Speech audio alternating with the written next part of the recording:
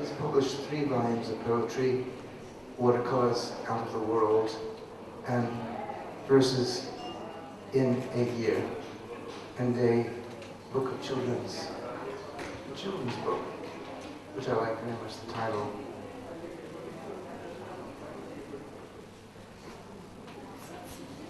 How to entice mice.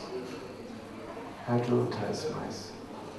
Listening to Werner, I mean, this question of, I've suffered through the dictatorship of beauty my whole life, and I don't know if you have or not, but the question of dictatorship and beauty actually goes into the theme of the festival, appearance, this question of the Cold War, hot, cold, whatever. I mean, when did you first start suffering from beauty?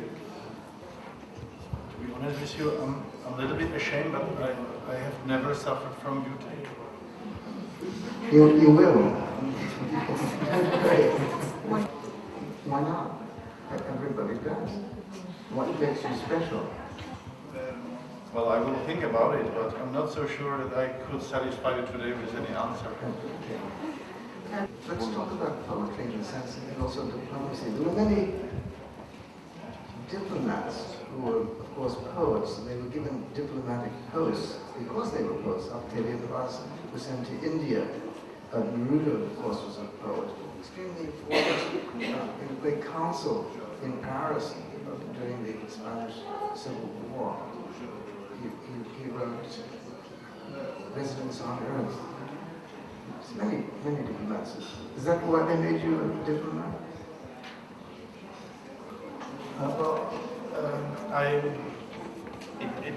It happened somehow all of a sudden in the wake of the Velvet Revolution, so where I was offered the job by my friends, who also just so randomly entered the foreign ministry, and it was a kind of happening. So then, where we just met the opportunity, we were so in the right place in the right time, and of course, I wrote then my poetry or something, so I assume so it could be sold as a kind of poetry, and diplomacy was something additionally offered me, and it came to this dual existence, but I wasn't sure so that I will stay in this job and then this job will suit me and I will suit this job. It then developed itself so through the 90s, and I'm still a little bit wondering that I'm kept in the ministry. The ministry is somehow satisfied with me, and they sent me also to Dublin, even though I wasn't properly prepared so for this job. It was rather my name which enabled me, so as I was told, so because Dublin is generally perceived as the city of James Joyce, and it was seen as a kind of joke to send an ambassador with the name Kafka to the city of Joyce. So I'm lucky about, so I suffered from communism, and then afterwards I was entitled to enjoy a little bit of beauty of the diplomacy afterwards, but it was never a kind of conflict. Maybe to this coincidence, Kafka, Joyce, Dublin, so a short story. In Dublin is also a cafe Kafka. And because it's not so often like in Germany where I am permanently asked for a kind of connection between me and Franz Kafka from Prague and this relation.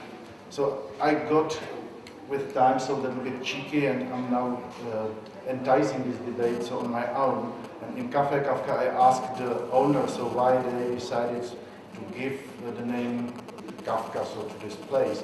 And he told me quite frankly that they originally, as they bought the house, the name was Bluegrass. And then they decided the Bluegrass is really awful and that it's maybe better to name it Kafka. That it was the second awful name. In this respect, so I realized maybe it's not so clever so to permanently play out this card, but occasionally it's my fortune. We use two means to compare in the world. One is mathematics, a secret society. The other is language, to compare, to question. But the languages, of course, the language of poetry is extremely different than the language of politics, the language of diplomacy. Diplomacy is a language of, is a perfume. It's a perfume, it's a compromise, it's a dulling of the senses, not a heightening of the senses. So, how do you balance yourself in different worlds, if indeed you do? I'm quite happy and lucky that I'm living still in a world you could like it. So there are many, many difficulties, but it's my world. So I feel this difference compared to the situation, so how much I was somehow constrained and nailed down. So during the time of communism, where I felt somehow alienated and not properly allowed so to be part of the system. Now, despite all the shortages, so I'm really happy and satisfied so with the state, at least of play in Europe. And therefore, it's for me not so difficult to be Czech ambassador in Europe or in Dublin, to be a diplomat. In the past, I realized that one of my problems is maybe to say no. So during the communist time, so I will be so absolutely a failure, so because I will then struggle somehow to use this perfume as you named it. But now when I am somehow in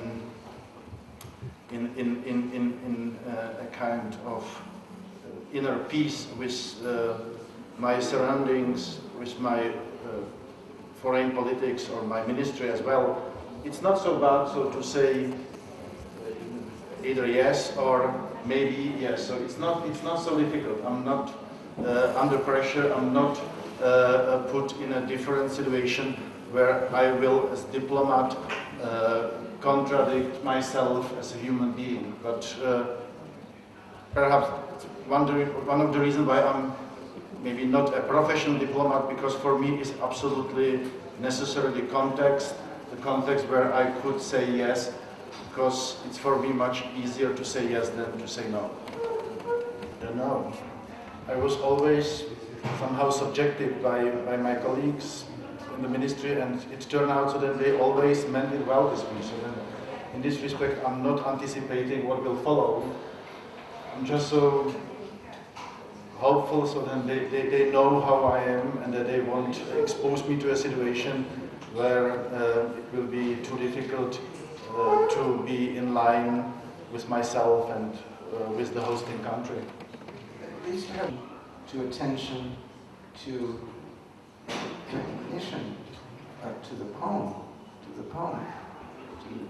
which is written, to the poem which is read, and then in a way understood or absorbed, certainly felt.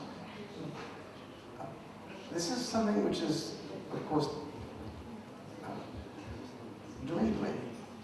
It's also very mysterious. But what about your colleagues? In the sense of their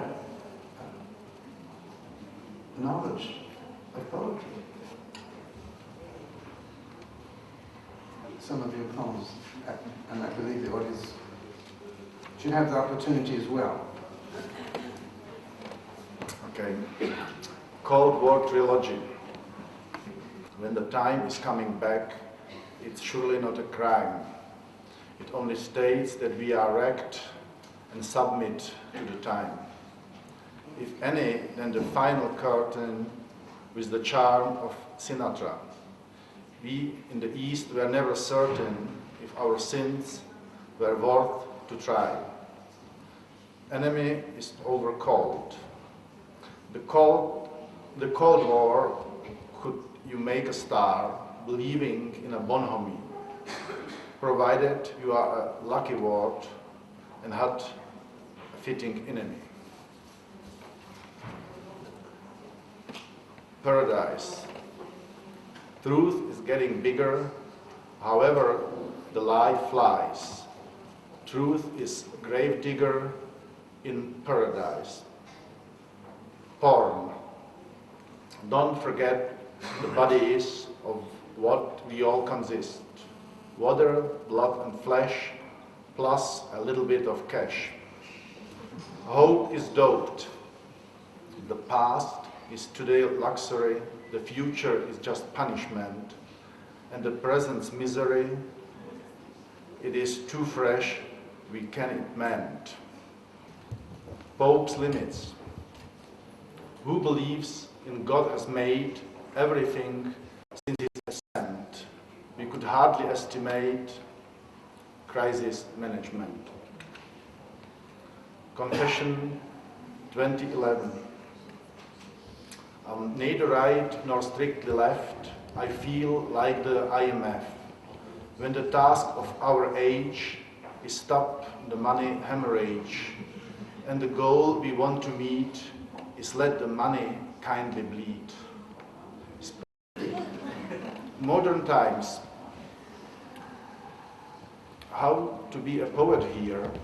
You don't have to be deft.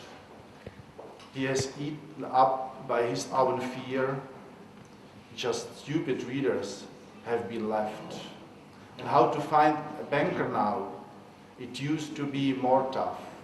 It's confidence that makes him proud, but with fraud he is in love. And how to find a politician who has you in his grasp? Give it up. It's a silly mission. He sleeps in all of us. Czech ordeal. I know all that is the style of any brave Czech infantile, but he longs to be as prominent as the whole old continent. And it is he who spreads the rumors that Czechs are slaves of their own humor. I really like the diplomats that I invite to the festival. It's a confession. So we've had really a very splendid event, the readings, discussions, different languages. It's the beginnings of the festival. We'd like very much for you to attend really the festival. Why? Okay, because we work very hard.